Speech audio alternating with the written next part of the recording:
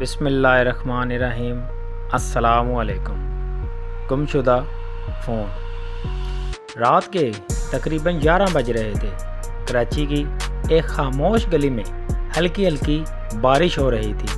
Street lights کی زرد روشنی گیلی سڑک پر چمک رہی تھی اور کہیں کہیں بارش کے قطروں کے ساتھ ہوا کی ہلکی سی سیٹی گونج رہی تھی۔ احمد اپنی بائک پر آہستہ آہستہ جا رہا تھا۔ وہ ایک چھوٹے سے اخبار میں رپورٹر تھا اور دن بھر کی دوڑ دھوپ کے بعد گھر لوٹ رہا تھا۔ احمد تھکا ہوا تھا، لیکن بارش کی خوشبو نے اس کے چہرے پر ہلکی سی مسکراہٹ ڈال دی تھی۔ اسی دوران اس کی نظر اچانک سڑک کے بیچ میں پڑی ایک چیز پر گئی۔ وہ رکا، قریب جا کر دیکھا۔ یہ ایک ٹوٹا ہوا اسمارٹ فون تھا جس کی اسکرین پر بارش کے قطرے گرے ہوئے تھے۔ احمد نے جھک کر فون اٹھایا، کپڑے سے ہلکا سا پہنچا اور آن کرنے کی کوشش کی۔ حیرت انگیز طور پر فون آن ہو گیا۔ اسکرین پر صرف ایک تصویر تھی، ایک لڑکی کی تصویر۔ اس کی آنکھوں میں خوف اور آنسو جمی ہوئی لکیر کی طرح تھے اور تصویر کے نیچے لکھا تھا، مجھے بچاؤ، دیر ہو گئی تو میں مر جاؤں گی۔ احمد کا دل زور زور سے دھڑکنے لگا۔ وہ چونک کر ارد گرد دیکھنے لگا، مگر سڑک خالی تھی۔ فون کی بیٹری بالکل کم تھی۔ احمد نے جلدی سے اپنے پاور بینک سے چارج کرنے کی کوشش کی۔ اسی لمحے فون بجا۔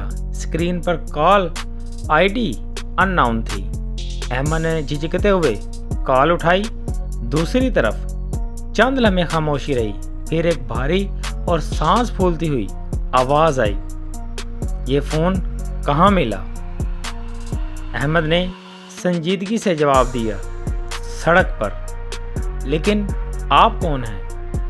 آواز گرجی، اسے وہیں چھوڑ دو اور یہاں سے فوراً نکل جاؤ ورنہ پچھتاؤ گے۔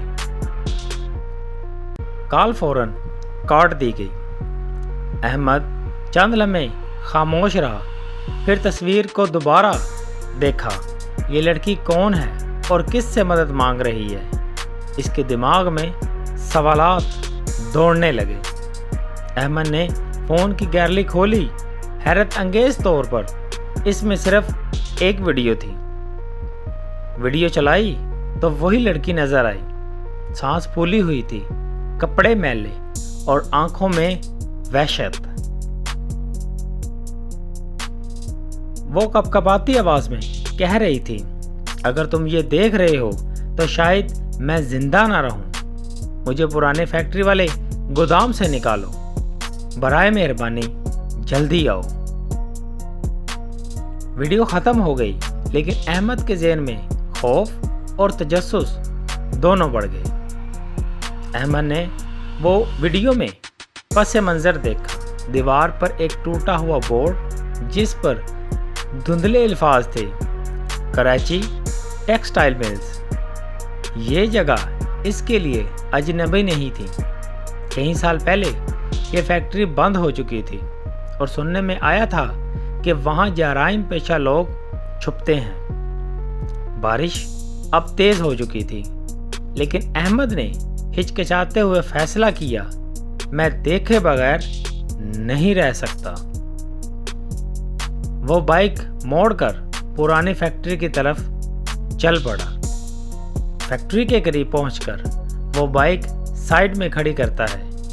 جگہ بالکل سنسان تھی، بس دور سے بلی کی آواز آ رہی تھی۔ بڑا سا زنگ آلود گیٹ آدھا کھلا ہوا تھا، اندر گھپ اندھیرا۔ احمد نے جیب سے ٹارچ نکالی اور قدم اندر رکھ دیا۔ اس کے جوتوں کے نیچے پانی کے چھینٹے پڑ رہے تھے اور ہر قدم کے ساتھ دل کی دھڑکن تیز ہو رہی تھی۔ اچانک پیچھے سے گیٹ سے بند ہونے کی آواز آئی۔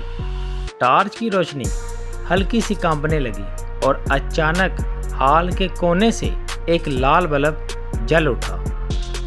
روشنی میں وہی لڑکی نظر آئی، مگر اب وہ خوف زدہ نہیں تھی بلکہ مسکرا رہی تھی۔ واہ، تم تو جلدی آ گئے، پیچھے 3 تو بھاگ گئے تھے۔ اس کے لہجے میں عجیب سا زہر تھا۔ اچانک 4 آدمی سائے سے نکلے، سب نقاب-پوش، ہاتھ میں لوہے کی راڈز اور چاقو۔ ایک لمبا تگڑا آدمی ہنستے ہوئے بولا، پری، لوٹنے کا بہترین طریقہ یہ ہے، تمہارا ڈرامہ، تھوڑا ڈر اور شکار خود چل کر آ جاتا ہے۔ دوسرے نے احمد کی طرف بڑھتے ہوئے کہا، فون دو اور جو کچھ جیب میں ہے وہ بھی۔ احمد خاموش رہا، بس ارد گرد دیکھتا رہا، جیسے کچھ حساب لگا رہا ہو۔ جیسے ہی ایک آدمی نے احمد کی جیب سے ہاتھ بڑھایا، باہر سے سائرن کی آواز گونجی۔ پھر اچانک فیکٹری کے ہر کونے سے پولیس اہلکار اندر گھس آئے۔ چاروں آدمی اور لڑکی حیران رہ گئے۔ انسپکٹر حارث آگے بڑھا اور بولا، گیم ختم، ہاتھ اوپر۔ پتہ چلا احمد دراصل پولیس کا انڈر کور ایجنٹ تھا اور یہ سارا معاملہ ایک سٹرنگ آپریشن کا حصہ تھا۔ گینگ کے تمام لوگ ہتھ کڑیاں لگنے کے بعد چیخ رہے تھے، لیکن پولیس ان کو وین میں ڈال رہی تھی۔ انسپکٹر حارث نے احمد کے کندھے پر ہاتھ رکھ کر کہا، زبردست کام کیا، آج ایک اور خطرناک گروہ ختم ہو گیا۔ احمد نے خاموشی سے فون پولیس کے حوالے کر دیا۔ اس واقعے کی خبر اگلے دن شہر بھر میں پھیل گئی۔ اخبار کی سرخی تھی، مدد کے بہانے لوگوں کو لوٹنے والا گینگ پولیس کے جال میں۔